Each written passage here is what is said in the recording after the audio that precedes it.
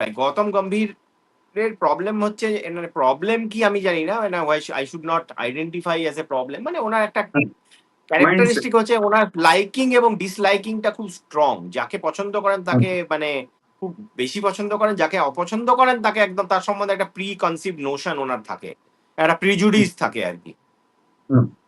আহ এই প্রিজুডিসের বাইরে গৌতম গম্ভীর আসতে পারেন না, মানে আমি যেটা দেখেছি এখনো পর্যন্ত। সুতরাং সেক্ষেত্রে তোমার তাহলে রিঙ্কু সিং নিজের জায়গা হারাবে প্লেইং 11 থেকে, সঞ্জুকে মিডিল অর্ডারে নিয়ে আসা হবে, আবার কুলদীপকে হয়তো আমরা দেখবো যে স্কোয়াডের বাইরে জল বইতে হয়, কেননা ওয়াশিংটন সুন্দরকে খেলানো হবে, এবং ইউএই মানে ভেঙ্কটেশ, সরি, বরুণ চক্রবর্তী ও স্কিম অফ থিংস এসে যাবে। তোমার তিনটে স্পিনার অলরেডি হয়ে যাচ্ছে। আকসার তো থাকবেই অবভিয়াসলি, থাকবে, আকসার হ্যাঁ। ভাইস ক্যাপ্টেন তিনি।